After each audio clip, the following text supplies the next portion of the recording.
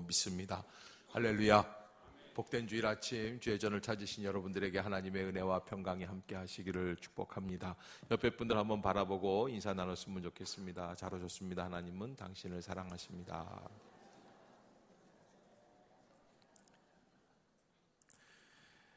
지난 1월 20일인가요? 어떤 사건이 하나 있었냐면 4살 된 딸 아이가 뇌병변이 있어서 병원에 가서 치료를 받다가 좀 상태가 호전이 되는 것 같아서 이제 집으로 앰뷸런스를 타고 돌아가게 됩니다. 그런데 가는데 얘가 갑자기 다시 발작이 일어나서 이게 산소호흡기가 있는 병원으로 가서 5분 안에 산소호흡을 공급을 해줘야지만 이게 괜찮지, 그렇지 않으면 다시는 돌아올 수 없는 그런 상황으로 떨어지게 된다는 거예요. 그래서 앰뷸런스를 급히 앰뷸런스 키고서는 웽 하면서 이제 다시 달려가기 시작을 합니다. 그랬더니 어떤 일이 있었냐면 그 앞을 턱하니 갑자기 끼어들어서 가던 승용차 한 대가 있었는데 이게 좌회전 차선을 받으려고 착 섰는데 그게 좌회전이 탁 바뀌면서 그 빨간 신호등이 들어오니까 급정거를 하는 바람에 앰뷸런스가 와가지고 뒤에서 펑 하고 받은 거예요. 근데 뭐 그럴 수는 있다고 생각을 해요. 급하면 끼어들 수도 있으니까요. 그러나 그 다음이 문제예요. 지금 여기 급한 환자가 타고 있으니까 좀 빨리 빼주세요. 그러니까 안 빼주더라는. 그러면서 뭐라 그러냐면 사고 처리를 하고 보험 처리를 하고 가야지 지금 무슨 소리를 하느냐. 그래서 사정을 해가지고 주민등록증을 주는가 명함을 주고 그래가지고 거기서 빠져나와서 교통경찰이 와가지고 빼줘가지고 병원에 오게 됐다는 거예요. 근데 제가 본 뉴스는 그런 거 있잖아요. 왜 심층 취재? 뭐 이런 거 있잖아요. 밀착 취재. 뭐 이런 거예요. 근데 이제 거기까지 보고 국민들이 난리가 났어요. 어떤 놈이 그럴 수가 있느냐. 어떻게 그런 식으로 무지몽매하게 그 앰뷸런스가 가는데 그걸 가로막고서는 그런 식으로 그렇게 반응을 보일 수 있느냐. 하고서 막 난리. 특히 상대가 애기니까요. 또 이 간질병이 걸린 아이니까 얼마나 마음이 안타까웠겠느냐. 엄마가 막 난리가 났는데 기자가 하는 얘기는 그거예요. 정상적인 사람으로서는 그럴 리가 없지 않겠느냐. 한번 이유를 찾아보자. 그래서 그 사고를 내게 됐던 그 승용차 운전수 기사, 그 부인을 이제 기사는 지금 이제 경찰에 가 있나 봐요. 그런데 이제 그걸 이제 얘기를 해봤어요. 그랬더니 이 사람이 펑펑 울면서 우리가 그 안에 그런 아기가 탄 줄 알았으면은 왜 그러고 있었겠느냐. 그러면 앰뷸런스인데 어떻게 생각을 했냐. 그러니까 앰뷸런스가 이렇게 뒤에서 척 보니까 이게 사설 앰뷸런스라는 거예요. 사설 앰뷸런스가 뭐냐? 자기네가 차라리 119 앰뷸런스면 얼마든지 비켜줬다는 거예요. 아니면 무슨 대학병원 앰뷸런스면 착 비켜줬는데 이렇게 보니까 그런 게 안 써있고 그냥 앰뷸런스만 쓰여있다. 그러니까 그 사람 하는 얘기가 뭐냐면 그 사설 앰뷸런스는 누가 타느냐? 연예인들이나 시간 급한 사람들이 웃돈을 더 줘가면서 그거 시간 맞추려고 공연이나 이런 거에 맞추려고 그거 사설 앰뷸런스로 불러서 위급한 상황에 그렇게 타는 거 아니냐. 그러니까는 이 사람이 뭘 생각을 하고 있었냐면 부부랑 안 그래도 그 차 안에서 그랬다. 저거 어떤 놈이 또 그렇게 거짓말로 저렇게 타가지고서는 웽웽거리고서는 저렇게 타느냐 그랬다는 거예요. 참 그 얘기를 들으면서 참 답답했어요. 야, 우리나라 참 답답한 나라다. 어제 게임도 참 안타까웠고요.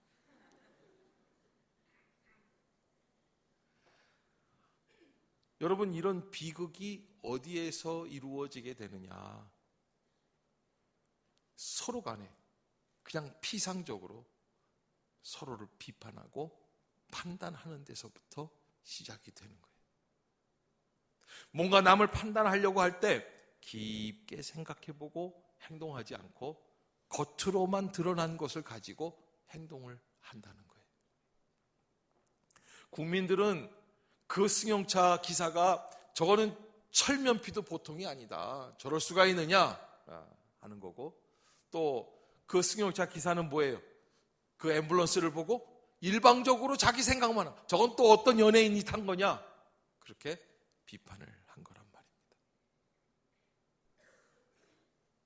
오늘 로마서 2장은 우리 신앙생활에 있어서 바로 그 부분, 비판의 문제, 판단의 문제, 우리가 누구를 믿는다라는 것은, 믿는다라는 것이 무엇이 있습니까? 내 관점이 있다는 거예요. 내가 이런 관점에서 내가 주님을 영접하겠습니다. 그런데 이게 판단이라는 게 누구나 다 갖고 있는 일인데 이거를 어떻게 했으면 좋겠느냐라고 하는 거예요. 이게 판단의 문제. 1장에서는 무슨 문제였습니까? 하나님께서 천하 만물 모든 범사 우주 만물 위에 하나님이 살아계심을 다 드러내는 계시를 주셨다는 거예요. 그래서 하나님을 안 믿을 수가 없게끔 만들어 주셨는데, 하나님을 안 믿는 것 자체가, 안 믿으려고 의도하는 자체가 그게 죄악이다 그랬는데, 두 번째는 남을 내 관점에서만 판단하는 것도, 이것도 죄악이다라는 것을 말씀해 주고 계시는 부분입니다. 그래서 이 복음이라는 것을 설명을 하면서 2장 1절에 이렇게 표현을 하고 계세요. 2장 1절 한번 읽어볼까요? 시작. 그러므로 남을 판단하는 사람아, 누구를 막론하고 내가 핑계하지 못할 것은 남을 판단하는 것으로 내가 너를 정죄함이니 판단하는 내가 같은 일을 행함이니라. 아멘. 2000년 전에 쓴 바울이 어쩌면 지난 1월 20일 날 있었던 앰뷸런스 추돌 사건을 보는 것처럼 그렇게 뭐라고 그러냐면, 남을 판단하는 것으로 네가 너를 정죄한다, 판단하는 네가 같은 일을 행한다. 여러분, 똑같은 거란 말이에요. 왜냐하면 그 승용차 기사를 판단하는 우리 국민들도 어쩌면 그 일에 다 동참한 사람들일 수도 있고, 또 한편으로는 어떻습니까? 그 승용차 기사는 누구를 판단하고 있었어요? 앰뷸런스를 판단하고 있었어요. 그런데 사실은 앰뷸런스를 판단, 어떤 놈이 또 저렇게 가짜로 타고 다니느냐 판단을 했지만, 그 사람 또한 역시 같은 일을, 같은 죄악을 저지르고 있었던 그런 사람이다라고 하는 거예요.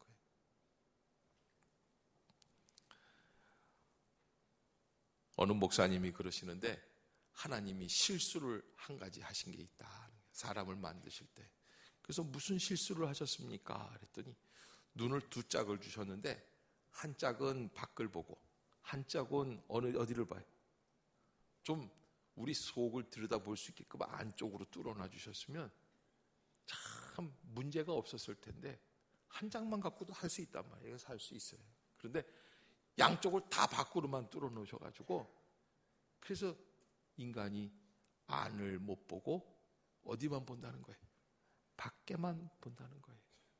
그게 인간의 비극이에요. 신앙생활하는 일에 있어서도 마찬가지입니다. 여러분, 우리가 믿는다고 하지만은 우리의 심령 가운데 어떤 일들이 자꾸 드러나게 되냐면, 남을 판단하려고 하는 마음이 들게 됩니다.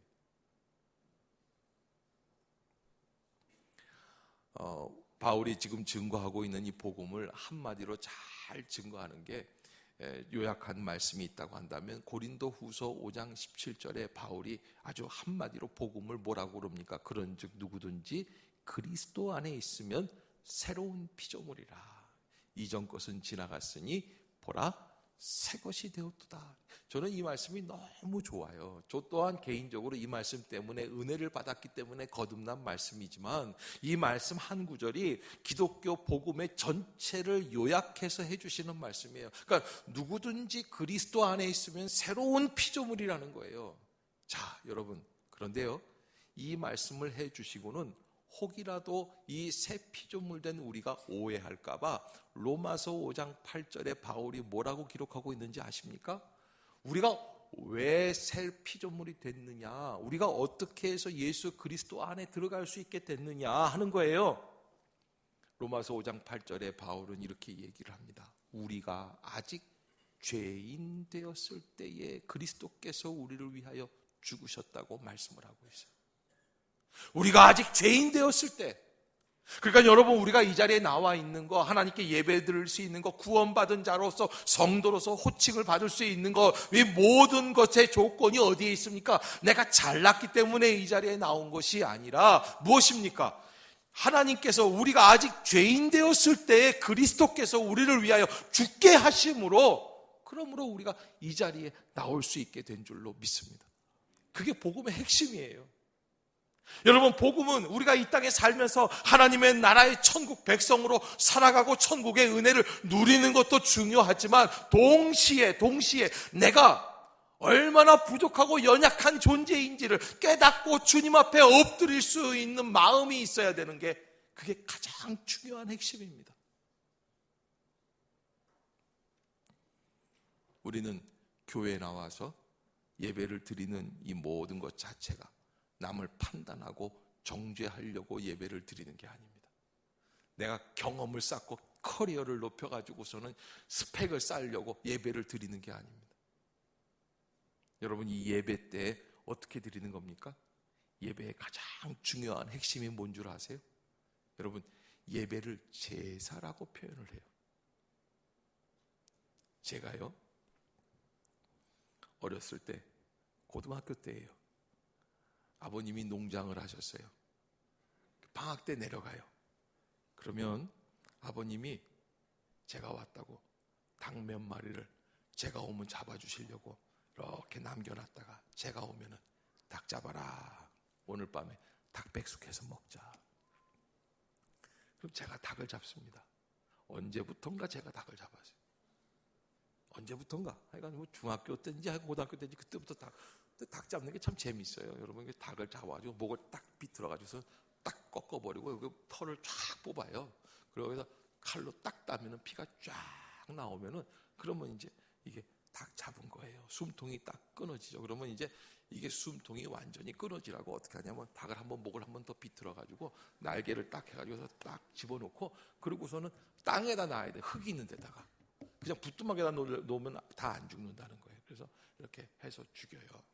뭘 다 닭 먹으면서 뭘 그렇습니까? 뭐야 이거 어우 그러면서 또 드리면 또 잘 잡수시잖아요. 그런데요, 이런 닭들이 있어요. 죽은 줄 알고 가가지고서 그럼 닭 다 죽으면 어떻게 합니까? 이거를 물을 펄펄 끓여요, 솥에다가. 그래서 푹 집어넣어가지고 다리를 잡고 푹 집어넣어가지고서 몇 번 흔든 다음에 털을 뽑으면 그렇게 잘 뽑혀요, 털이. 그러면 어떤 닭이요? 죽은 줄 알고 닭다리를 딱 잡았는데 어떻게 돼요? 탁 해가지고 그때 지가 졸도했다가 정신이 깬 거예요. 아따, 이놈이 날아다니는데 부엌에서 목은 덜렁덜렁하지, 날개는 막 하지, 피는 부두덕 흐르지. 볼만해요. 제가 왜 오늘 이렇게 얘기를 하고 있어요? 점심에 맛없는 게 나오나 오늘? 네? 제가 왜 이 말씀 드리는 거예요? 닭 잡을 때 조심하라고 그러는 거예요? 여러분, 이 제사는 소나 양이나 이 짐승을 잡아서 드리는 거예요. 그런데 이 드리는 일에 있어서 가장 중요한 게 있어요. 이 제물이 어떻게 해야 돼요? 완전히 죽어야 돼요. 내가 완전히. 그래서 번제라는 거는 새까맣게 태워드리는 거예요. 제물을 싹 다 태우는 거예요. 아주 말짱하게 태우는 거예요. 아무것도 안 남게. 그걸 속죄 번제라고 그래요. 이 예배의 가장 핵심이 뭘까요? 우리가 예배를 드렸다라고 하는 건 뭡니까? 그러면 내가 완전히 죽었다는 거예요. 할렐루야. 할렐루야.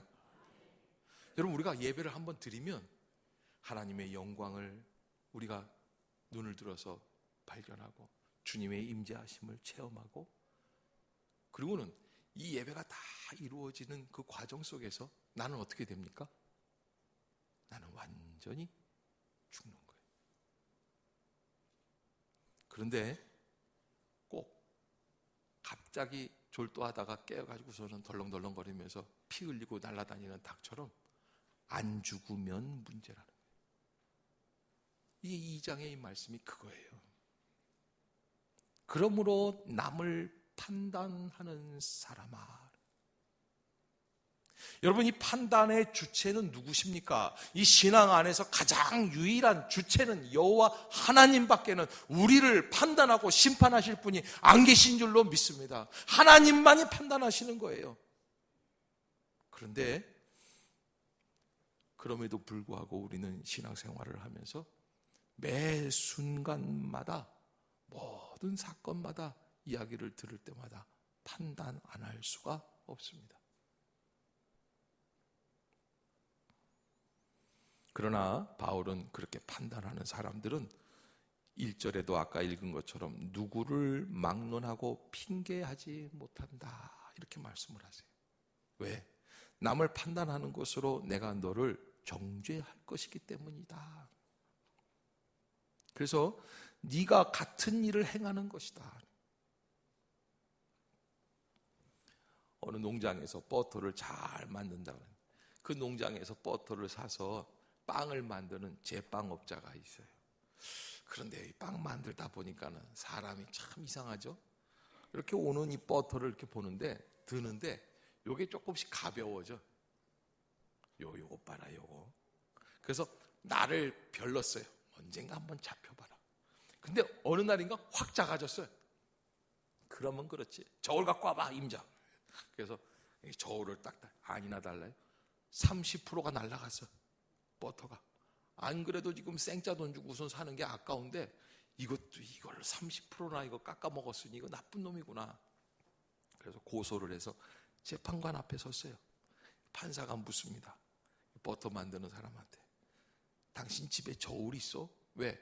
시골에서 저울 없이 만들다 보면 실수할 수 있으니까 묻는 거예요. 우리 집에 저울이 없어. 아니, 버터 만드는 사람이 저울도 없으면 어떻게 뭘로 물건을 제시합니까? 그거 간단하죠. 1파운드짜리 빵하고 똑같이 무게를 재면 딱 돼요. 그래요? 아니, 그러면 그 빵은 어디 빵을 쓰시오? 저 사람이 주는 빵으로 갖다가 달아요. 여러분, 버터가 3분의 1은 준 거는 알았는데 뭘 준 거는 몰랐어요. 자기네 집 빵 3분의 1 줄인 거는 깨닫지를 못하는 거예요. 그러니까 여러분, 우리가 관계 속에서 하나님의 은혜를 체험하고 하나님의 사랑을 선포할 수 있도록 우리가 남의 허물을 바라보면 그런 비슷한 일들이 내게도 이루어진다는 것을 알아야지만 되겠죠.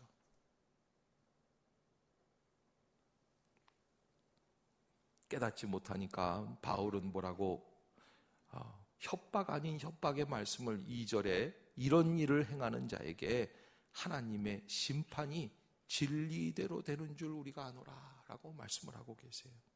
이런 일을 행하는 자에게 하나님의 심판이 진리대로 된다는 거예요. 참 무서운 말씀입니다. 그러나 여러분, 이 복음에 전제가 있습니다. 그것은 무엇이냐면 우리는 판단하려고 믿는 사람들이 아니고 우리의 모든 판단은 누가 대신해 주신다는 겁니까? 우리의 심판자 되시는 여호와 하나님만이 모든 일에 판단해 주신다는 거예요. 할렐루야. 그러기에 우리는 신앙 안에서 자유할 수 있어야지 되는 것이죠. 하나님이 판단하셔야 될 분인데도 불구하고 하나님은 어떻게 하십니까? 4절을 한번 볼까요? 하나님은 우리를 판단 안 하시고 뭐 하시나? 여러분, 아주 나쁜 사람들, 이렇게 조폭 같은 사람들 보면 우리가 뭐라 그럽니까? 하나님은 뭐 하시나? 저런 거 안 데려가시고, 아니면 귀신은 저런 거 안 잡아가고 뭐 하나? 뭐 이렇게 얘기도 하는데 4절을 한번 보겠습니다. 시작. 혹 네가 하나님의 임자하심이 너를 인도하여 회개하게 하심을 알지 못하여 그의 인자하심과 용납하심과 같이 참으심이 풍성함을 멸시하느냐. 아멘. 그게 무슨 말씀이에요? 하나님은 뭐 하고 계세요? 판단 안 하시고 참고 계신다는 거예요. 하나님이 영원히 참고 계신다는 거예요. 노아의 방주를 만드실 때 하나님이 당장에 멸하여 주실 수도 있는데 하나님이 120년을 기다리시면서 참고 또 참으세요. 자기 친동생을 하나님이 아벨의 제사만 받았다는 그런 이유로 죽여버린 그 가인을 그 자리에서 죽이시지 아니하시고 오히려 놔두셨다는 거예요. 하나님은 참고 또 참으십니다. 그러면 언제 하나님이 어떻게 역사해 주시는가? 5절입니다. 시작. 다만 내 고집과 회개하지 아니한 마음을 따라 진노의 날 곧 하나님의 의로우신 심판이 나타나는 그날에 임할 진노를 내게 쌓는도다. 아멘. 언제 하나님의 심판이 나타납니까? 여러분, 진노의 날이 따로 있는 줄로 믿습니다. 따로 있어요. 그 날이 있어요. 고집과 회개하지 아니한 마음을 따라, 그래서 하나님의 의로우신 심판이 나타나는 그날에, 그럼 우리는 어떻게 해야 됩니까? 그 하나님의 심판에 우리가 의뢰해야지 돼. 기다려야지 돼. 부탁하는 거예요. 그리고 오늘을 어떤 사람으로 살아갑니까? 복음을 힘입은 사람, 죄를 용서받은 사람, 구원의 은혜와 감격을 누리는 사람으로 오늘을 살아가야 되는 줄로 믿습니다. 하나님은 각 사람에게 그 행한 대로 보응하신다라고 바울은 덧붙여서 말씀을 합니다. 6절을 한 번만 더 읽읍시다. 시작. 하나님께서 각 사람에게 그 행한 대로 보응하시되. 아멘. 여러분, 로마서 1장 17절에서 의인은 무엇으로 말미암아 산다고 말씀하고 있습니까? 믿음으로 말미암아 산다 그랬는데, 오늘 본문 6절에서는 뭐라고 그러냐면 하나님이 갚아주실 때, 판단하실 때는 무엇대로 보응하신다고 그랬습니까? 행함이라고 그랬어요. 행한 대로 어떻게 살아가느냐, 그것대로 살아갔어요. 그러면 하나님은 그 행한 그 기준이 무엇이냐? 7절입니다. 시작. 참고 선을 행하여 영광과 존귀와 썩지 아니함을 구하는 자에게는 영생으로 하시고. 아멘. 그러니까 여러분, 우리 복음의 사람들은 하나님 앞에서 선한 모습으로, 구원의 감격으로, 용서받은 감격으로 살아가야 되는데, 그 감격으로 살아가는 사람들의 특징이 뭡니까? 참고 선을 행하는 거예요. 할렐루야. 참고 선을 행하는 거예요. 참는 게 있어야지 돼요. 다 내 멋대로, 내 욕심대로, 내 생각대로, 내가 판단하는 대로 다 해버리면 좋을 것 같지만 그렇지 않다는 거예요. 참는 게 있는 거예요. 참아야지 돼요. 그래서 참고 선을 행하는 그 사람에게는 하나님이 영생으로 축복해 주신다. 그러면 8절을 보겠습니다. 그 반대는 어떻게 되는가? 시작. 오직 당을 지어 진리를 따르지 아니하고 불의를 따르는 자에게는 진노와 분노로 하시리라. 아멘. 여기 오늘 본문에 특별한 단어가 하나 나와요. 오직 무엇을 지어? 당을 짓는다라고 말씀을 하고 있습니다. 이 당을 짓는다는 건 무리를 만든다는 거예요. 그룹을 만든다는 거예요. 자기 섹터를 만든다는 거예요. 자기 편을 만든다는 거예요. 오직 당을 짓는다. 그런데 이 의미는 사실은 헬라어에서는 자기의 이익만, 자기의 만족만을 추구하는 것을 그렇게 표현을 하는 거예요. 그런데 이 이스라엘 백성들에게 있어서 당을 지어서 진리를 따르지 아니한다, 이렇게 말씀이 나오면은 딱 떠오르는 무리가 있어요. 그게 누구냐? 아주 대표적인 사람이에요. 여러분, 우리는 임당수에 몸 던진 사람 그러면 딱 누가 떠오릅니까? 그렇죠. 안 가르쳐줬는데도 우리가 서로 짜지도 않았는데 다 알잖아요. 오직 당을 짓는다 그렇게 얘기를 하면 딱 떠오르는 사람이 있는데, 민수기 16장에 나오는 고라라고 하는 제사장 무리가 나오는 거예요. 다단이라는 사람, 아브람이라는 사람이 나오는데, 거기에 나와 있는 이 고라 자손들, 고라 제사장하고 이 다단이라는 사람이 어떻게 했느냐면, 모세를 따라가는데, 모세를 따라가는 길이 쉬워요, 어려워요? 어려워요. 광야에서 모세 마음대로 하는 것 같아요. 가자 그러면 가야 되고, 멈춰라 그러면 멈춰야 되고. 그 땡볕에 사람, 아니 무슨 똥개 훈련하는 것도 아니고 자기 마음대로 하는 것 같아요, 모세가. 이게 안 되겠다. 그래서 서서히 사람들 마음을 돌리는 거예요. 그게 고라가 하는 일이에요. 다단이 하는 일이에요. 그랬더니 모세가 불렀어요. 그런데 이게 다단이라는 사람이 뭐라는, 우리는 당신한테 가서 만나서 얘기할 필요 없어. 무슨 얘기냐?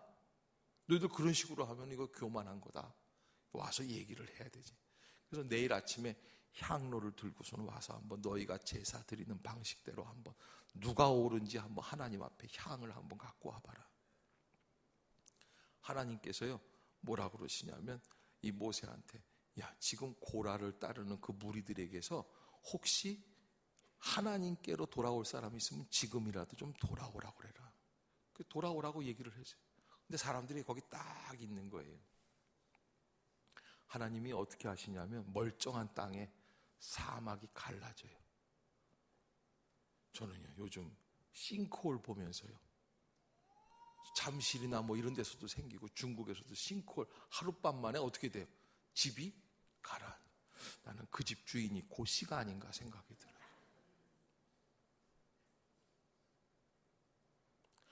그래가지고서는 그날에 죽은 사람이 수천 명이 그냥 땅속으로 들어가 버린 거예요. 여러분, 우리가 신앙생활을 하다 보면, 공동체로 모여서 살다 보면, 또 가정생활도 마찬가지고요, 좀 내 마음에 안 맞을 때가 있어요. 그 똥개 훈련시키는 것도 아니고 이게 뭐 하는 거냐 말이죠. 이건 뭐 자기 혼자만 잘난 거냐, 이런 생각이 들 때도 있어요. 근데 오늘 이 복음서에서 바울이 이야기하고 있는 것은 무슨 말씀이냐면, 우리의 판단하는 이 모습들이 나중에는 결국에는 어디까지 자라가게 되냐면 교회 지도자까지도 판단해버리고 만다는 거예요. 그 판단은 그러면 누구까지 판단하는 거냐? 하나님까지도 판단해버리겠다는 거예요. 그게 우리의 모습이라는 거죠.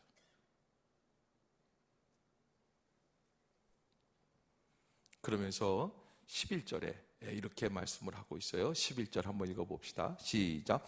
이는 하나님께서 외모로 사람을 취하지 아니하심이라. 아멘. 그래서 하나님은 어떻게 보시지 않는다는 거예요? 외모로 보시지 않는다. 외적인 모습으로 보시지 않는다. 그러면 무엇으로 보시는가? 여러분, 오늘 새벽에 큐티를 하는데 요한복음 8장 1절부터 11절까지 이렇게 묵상을 했습니다. 근데 이 본문은 무슨 본문이냐면, 예수님이 예루살렘에서 성전에서 가르치려고 하시는데 사람들이 한 여자를 데리고 와요. 그 여자는 어떤 여자냐? 간음하다가 현장에서 잡힌 여자예요. 그래서 여자를 예수님 앞에 탁 패대기를 치면서 뭐라 그러냐면, 이 여자가 현장에서 간음하다가 잡힌 여자. 아니, 아침 오전 중인데 벌써부터 어떻게 이 여자를 잡아왔는지, 잡아와가지고 머리채를 잡고 와서 그냥 옷도 다 제대로 못 입은 여자를 패대기를 친 거예요. 그러면서 뭐라 그러냐면, 모세가 우리에게 준 율법에 의하면 이런 여자는 어떻게 하라고 돼 있어요? 돌로 쳐 죽이라는 거예요. 주석가들은 또 돌로 쳐 죽여야 될 사람은 결혼한 사람이 아니라 약혼한 사람이다. 이 여자는 약혼 남자가 있었는데 결혼은 안 했는데 이 약혼한 사람을 놔두고 다른 남자하고 바람을 핀 게 아니냐, 뭐 이렇게 추측을 하고요. 또 돌로 쳐 죽이는 사람이 있어요. 결혼한 여자는 어떻게 되느냐? 돌로 안 쳐 죽이고 그냥 목매달아 죽여요. 바람을 피면. 또 제사장의 딸은 돌로 쳐 죽여야지. 하여간 이런 복잡한 게 있어요. 그러니까 예수님이 그 얘기를 듣고서 가만히 이렇게 보시다가는 어떻게 하냐면 땅바닥에다 뭘 쓰세요. 그러니까 또 쓰니까는 또 이 주석가들은 그런 게 하나하나 다 궁금한 거야. 예수님은 땅에다 뭘 쓰셨냐? 그래서 뭐 1, 2, 3, 4를 쓰신 건 아닐 거 아니에요. 그래서 주석가들이 이렇게 얘기를 해요. 아마 예수님이 10계명의 이런 계명들을 쓰신 게, 제1계명 나 외에 다른 신을 두지 마라, 뭐 계명을 쭉 두면서 이렇게 5계명, 6계명, 7계명 가면 어떻게 간음하지 말라, 이 계명이 있지 않습니까? 이 계명을 쓰신 게 아니냐, 여러 가지 이 설들이 있어요.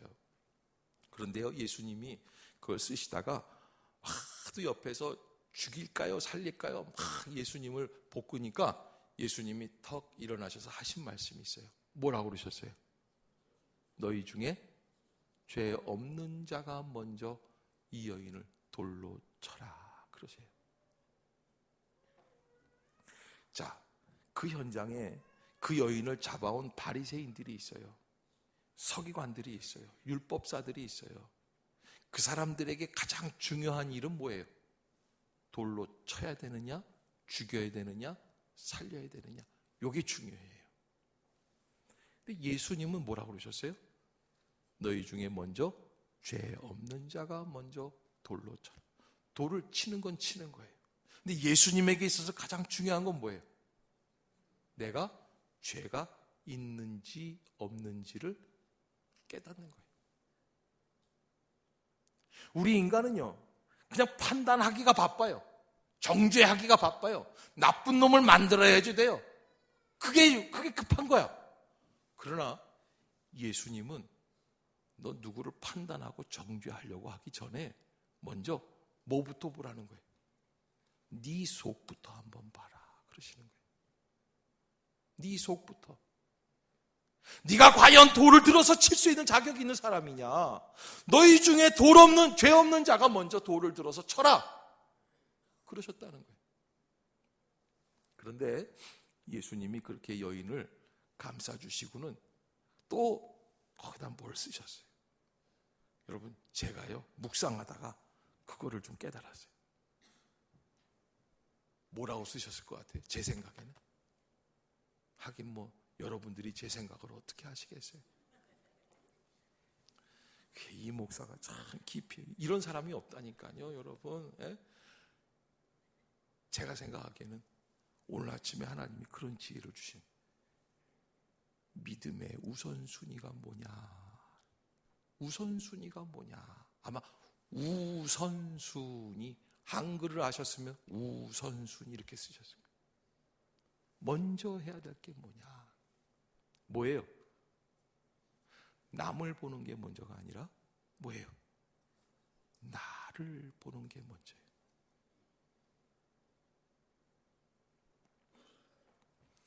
얼마 전에 애들이 이제 그 어느 신시가지, 아파트 신시가지, 우리 서정마을처럼 이렇게 신시가지에서 학교가 이제 신시가지가 생겼으니까 학교를 세우고 애들을 받았는데 1학년 애들이 들어왔는데 선생님들이 애들을 받아서 그날 이렇게 줄을 세워서 이렇게 말씀을 하시는데 줄을 세우는데 문제가 생겼어요. 어떻게 했냐면 임대 아파트 여기로 서, 그리고 임대 안 아파트 일로 서. 그래가지고서는 임대 아파트하고 임대 안 아파트하고 갈라서 세운 거예요. 참 아주 유치하기 짝이 없는 짓이에요.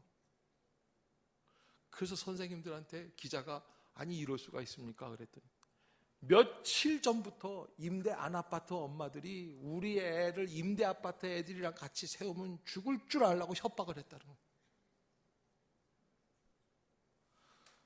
대단한 집에 사십니다. 구중궁궐에 사는 거예요. 그렇죠? 뭐 경복궁이에요? 뭐 자기네 집이 무슨 창덕궁이야? 그 집이 그렇게 좋아? 임대 안 아파트에 사는 게 그렇게 자랑스러운 일이에요? 그럼 임대 아파트에 사는 애들은 아주 무슨 병균을 가진 애들이야? 저는요 그 기사를 읽다가 분명히 거기서 선생님이 협박했던 사람들 중에 여전도의 회장도 있으면 어떻게 하나, 그 생각이 들더라고요. 그럴 것 같아. 내 그 동네 교회 목사님한테 전화 걸어서 당신네 교회 여전도 회장이 그 짓 하지 않냐고 묻고 싶어요. 여러분, 예수님 믿는 사람은요 그러지 말아야 돼요. 여러분, 판단하는 걸 멈추세요. 정죄하는 걸 멈추세요. 왜 아멘들을 안 하세요? 할렐루야. 뭐 잘났다고 말이죠. 거기서 대단해요. 그게 알면 얼마나 알고, 배우면 얼마나 배우고, 가지면 얼마나 갖고 있어요. 그런 식으로 살지 말라. 하나님의 경고하심이에요. 혹시라도 마음의 기준을 자기 기준으로 삼고 성서 외에 자기의 판단대로 판단하면 하나님이 판단하실 겁니다. 여러분, 그런 일에 있어서 떨어지시길 바랍니다. 멈추세요. 그리고 하나님을 바라보세요.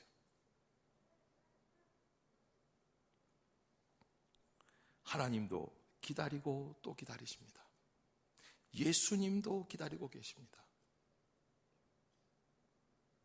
오죽 답답하시면 예수님이 직접 십자가에서 죽으셨겠어요.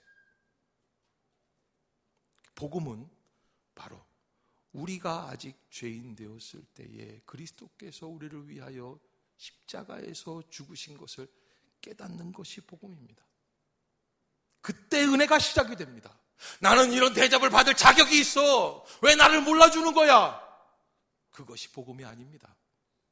진정한 믿음은 나는 죄인이었는데 구원받았습니다. 할렐루야. 거기에서부터 시작이 됩니다.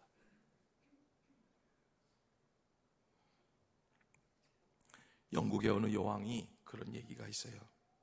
하루 종일 국무에 시달리다가 집으로 돌아가는데 방문을 남편이 잠그고 안 열어주는 거예요. 그렇지 않겠어요? 여왕들이 되게 걸쭉하더라고요.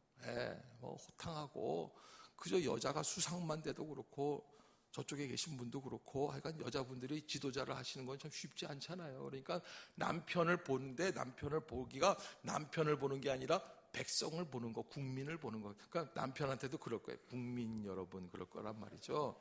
그러니까 남편이 좀 화가 난 거예요. 네가 나를 찬밥으로 알지. 그러고서는 문을 안 열어준 거예요.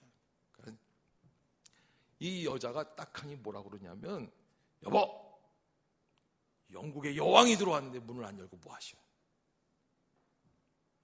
나는 내 아내를 원하고 있지 영국 여왕을 기다리고 있는 것이 아니요. 말이 돼요, 안 돼요? 그렇잖아요. 밤에 잘 때 여왕이랑 자고 싶은 사람이 누가 있어? 누구랑 자고 싶어요? 아내하고 자고 싶은 거예요. 교회에 올 때는 여왕으로 와서는 안 돼요. 우리가 아직 죄인 되었을 때에 그리스도께서 우리를 위하여 죽으신 그 용서받은 죄인의 감격을 가지고, 할렐루야. 그리고 주님 앞에 나와야 되는 줄로 믿습니다. 그렇지 않으면 진정한 은혜 안에 들어갈 수가 없습니다. 기억하시길 바랍니다. 기도합시다.